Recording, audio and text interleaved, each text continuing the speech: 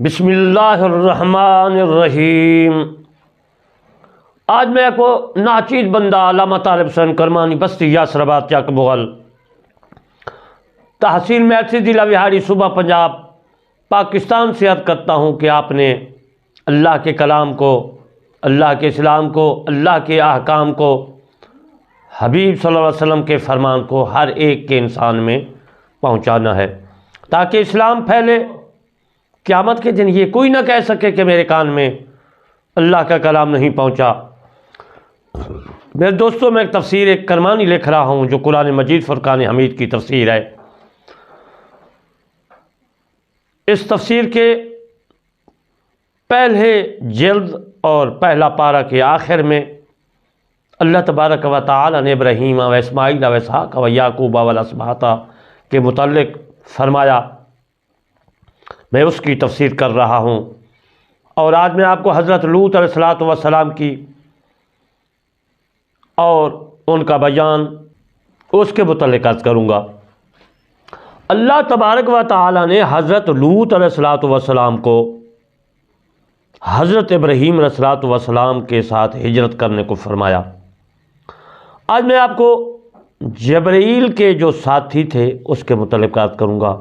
بعض کہتے ہیں کہ ان میں سے ایک فرشتہ حضرت میکائیل علیہ السلام تھا اور دوسرا فرشتہ اسرافیل علیہ السلام تھا۔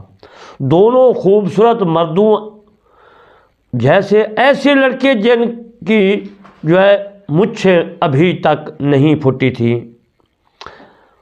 ان کی شکل، یعنی لڑکوں کی شکل میں دونوں فرشتے آئے حضرت لوط علیہ السلام کے گھر میں۔ اور اس کے بعد بعض صحابہ کرام رضی اللہ تعالی عنہم اجمعین یہ کہتے ہیں کہ اللہ تعالیٰ نے قوم لوط یعنی حضرت لوط علیہ السلام کی قوم کو ہلاک کرنے کے لیے خوبصورت لڑکوں کی شکلوں میں دو فرشتے بھیجے۔ یہ فرشتے حضرت ابراہیم علیہ السلام کے پہلے ان کے پاس آئے، ان کے ہاں مہمان ہوئے۔ اس مہمانی کی تفصیل تو میں پہلے تقریر بیان میں عرض کر چکا ہوں۔ ان فرشتوں نے حضرت ابراہیم علیہ السلام کو خبر دی کہ وہ قوم لوط علیہ السلام پر عذاب نازل کرنے کے لیے آئے ہیں۔ حضرت ابراہیم علیہ السلام نے یہ خبر سنی تو متعجب ہو گئے۔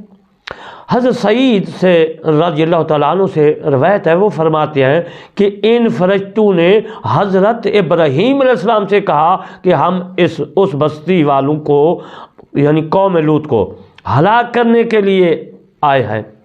حضرت ابراہیم علیہ السلام نے فرمایا، کیا تم ایسی بستی کو ہلاک کر دو گے جس میں 400 مومن رہتے ہیں؟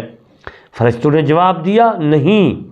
پھر حضرت ابراہیم علیہ السلام نے کہا، کیا تم ایسی بستی کو ہلاک کرو گے جس میں 400 ایمان والے رہتے ہیں؟ فرشتوں نے پھر کہا، نہیں۔ اس دفعہ حضرت ابراہیم علیہ السلام نے کہا، کیا تم ایسی بستی کو ہلاک کرو گے جن میں 200 مومن رہتے ہیں؟ فرشتوں کی طرف سے پھر نفی میں جواب ملا کہ نہیں، ہم نہیں ہلاک کریں گے۔ اس کے بعد حضرت ابراہیم علیہ السلام نے فرمایا، کیا تم ایسی بستی کو ہلاک کر دو گے جس میں 100 ایمان والے رہتے ہیں؟ اس کے بعد 40 اور پھر 14 تک کا ذکر ہے، یعنی حضرت ابراہیم علیہ السلام نے فرمایا کہ 40 مسلمان اور ایمان والے رہتے ہیں۔ پھر فرمایا کہ اے فرشتوں، اس بستی میں تو جس میں حضرت لوط علیہ السلام رہتے ہیں اس میں تو 14 مسلمان اور 14 ایمان والے رہتے ہیں، یعنی 14 تک کا ذکر ہے۔ میرے دوستو، ثابت یہ ہوا کہ جس بستی میں، جس شہر میں ایمان والے رہتے ہیں اس میں عذاب نہیں آتا۔ عذاب آئے گا تو ایمان والے باہر نکل جائیں گے، پھر عذاب آئے گا۔ حضرت ابراہیم علیہ السلام نے حضرت لوط علیہ السلام کی بیوی سمیت ان کی تعداد 14 شمار کرائی اور پھر خاموش اور مطمئن ہو گئے۔ اس کے بعد عبداللہ ابن عباس رضی اللہ تعالیٰ عنہ سے مروی روایت کرتے ہیں کہ ایک فرشتے نے حضرت ابراہیم علیہ السلام کو بتلایا جس قوم میں صرف 5 آدمی نماز پڑھنے والے تھے ان پر عذاب نہیں آیا۔ مومنین قوم لوط علیہ السلام کی تعداد کتنی تھی؟ یعنی اس بستی صدوم میں جہاں حضرت لوط علیہ السلام رہتے تھے اس بستی کا نام سدوم تھا، اور وہ بڑی بستی تھی کیونکہ چھوٹی چھوٹی بستیاں بن کر مل کر وہ بڑی بستی ہو گئی سدوم، باقی تھی ان کی تعداد بھی میں بتاؤں گا۔ تو اس کے بارے میں تعداد بتاتا ہوں کہ اس بستی میں مومن کتنے تھے۔ حضرت قتادہ رضی اللہ تعالیٰ عنہ سے مروی ہے، وہ فرماتے ہیں کہ حضرت ابراہیم علیہ السلام نے کہا کیا تم اس حال میں بھی بستی والوں پر عذاب نازل کرو گے؟ ان میں سے 50 آدمی نماز پڑھنے والے ہیں۔ فرشتوں نے کہا اگر 50 آدمی ایسے ہوئے تو ہم عذاب نازل نہیں کریں گے۔ پھر 40، پھر 30، 10 افراد تک کے بارے میں سوال کیا گیا، حضرت ابراہیم علیہ السلام نے کیا۔ فرشتوں نے کہا اگر صرف 10 افراد بھی ایسے ہوں گے تو بھی ہم عذاب نازل نہیں کریں گے، کیونکہ جس قوم میں بھی 10 متقی پرہیزگار افراد موجود ہوں اس میں خیر موجود ہوتی ہے، بھلائی موجود ہوتی ہے، اس میں عذاب نہیں آتا۔ جب حضرت ابراہیم علیہ السلام کو قوم لوط علیہ السلام کے اس حال کا علم ہوا تو فرشتوں سے کہا کہ دیکھو اس قوم میں خود لوط علیہ السلام رہتے ہیں، یہ نبی ہے، خود لوط علیہ السلام رہتے ہیں، لہٰذا ان پر عذاب کیسے نازل کرو گے؟ فرشتوں نے جواب دیا ہمیں بھی معلوم ہے کہ ان میں حضرت لوط علیہ السلام موجود ہیں، رہتے ہیں، لیکن ہم انہیں اور ان کے پیروکاروں کو نکال لیں گے سوائے ان کی بیوی کے، بلا شبہ بلا شک، بے شک وہ پیچھے رہنے والوں میں ہے۔ یہ سورۃ عنکبوت آیات نمبر 32 کا میں نے ترجمہ عرض کیا ہے کہ اللہ تعالیٰ نے جو فرمایا یہ بیانات حضرت لوط علیہ السلام اور فرشتوں کے تھے۔ فرشتوں سے ملاقات ہوئی، کیسے ہوئی اس بارے میں بھی میں عرض کرتا ہوں کہ وہ فرشتے حضرت لوط علیہ السلام کے پاس گئے،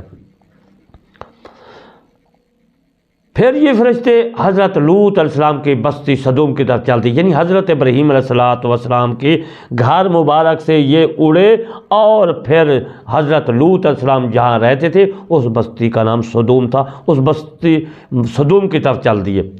ایک قول یہ بھی ہے کہ بستی میں سب سے پہلے ان کی ملاقات حضرت لوط علیہ السلام سے ہوئی۔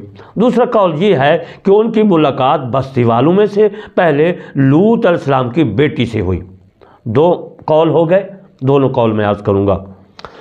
پہلے میں عرض کروں کہ پہلی ملاقات حضرت لوط علیہ السلام سے حضرت جبرائیل اور حضرت میکائیل یعنی فرشتوں کی ملاقات پہلے لوط علیہ السلام سے ہوئی، اس کے متعلق میں عرض کرتا ہوں، حوالہ جات دیتا ہوں۔